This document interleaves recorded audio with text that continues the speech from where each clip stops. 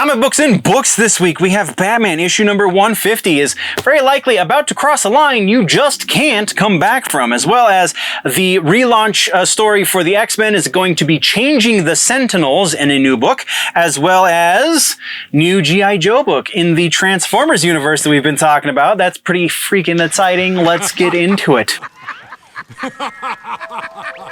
Hello, nerds, and welcome to this week's episode of The News as it pertains to comic books and books. No discussion of current storylines, story arcs, or any of those kind of details is going to happen here per se. I am, after all, a one-man organization and can't read every book that comes out and report on it and any of the news therein. But we can talk about new announcements and major changes as they pertain to any of the publishers that we follow, or just generally nerdy literary information in that sense. So let's get into all of that, shall we? And also, if you dig what's going on here, there is a much more up-to-date and possibly relevant, because it takes a second to get these sections posted up, so probably much more up-to-date version of the news in long form I like to call The Week in Nerddom over on the main channel, which you can find linked in the description as well as at the end of this video. That show covers many more points of interest in the nerd community, in the pop culture community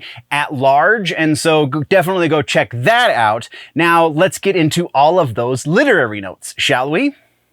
Comic books, we're going to start with some follow-ups here, nerds. We have Moon Knight in the follow-up section. Moon Knight Fist of Khonshu number 1, set for release in October, is finally going to see a proper new book for Mark Spector since the resurrection that happened. Oh, what was the name of that story arc? I just lost my place. Blood Hunt. Blood Hunt is where he was first resurrected, but that wasn't about him specifically. This is going to be about him specifically. We talked about this when it was originally announced that they were killing him, that very likely they would be bringing him back, and here we are, they're bringing him back. That's what we got for follow-ups and corrections. From there, let's get into some regular-ass news. No trailers, sadly, but regular-ass news it is. And the big one in this week is Batman episode, issue number 150.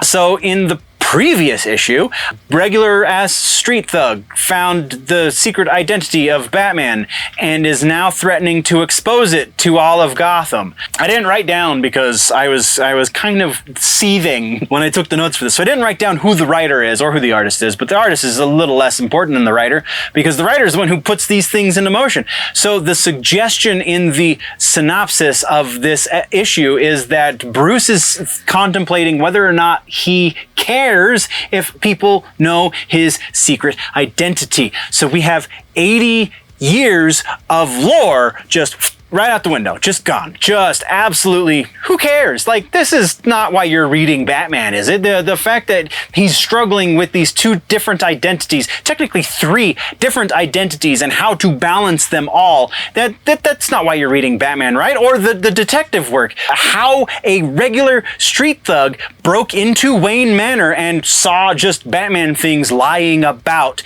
That has nothing, that's not like diminishing this superhero that is one of the most iconic superheroes of all time. That doesn't diminish his reputation at all, does it? What? Yeah, so there is a little bit of a silver lining in that the book has not come out yet, so we don't know 100% that it is going to go in that direction. We don't know 100% that he is going to just be like, yeah, I think people should know who I am at this point. If that is where it goes, then I basically have just written off DC Comics entirely, because that's insane. We don't know that's where that 100% that is actually where it is going to end up. So crossing fingers that they don't just, destroy their comic book sales in a single issue. Continuing, let's talk now about Sentinels, moving over to Marvel's side of things. New book called Sentinels is coming out. It's going to be a new miniseries, is starting in October. The writer is Alex Paknadel, and art by Justin Mason. It's going to basically be re-envisioning the Sentinels and how they work. It's following actual people who then become cyborgs effectively and call themselves Sentinels and hunt down mutants instead of just the completely robotic Sentinels that we already know. So that's really interesting. I'm really intrigued by where this is going. Variant covers is kind of irrelevant. That doesn't have anything to do with the chunk of the story, the meat of the story.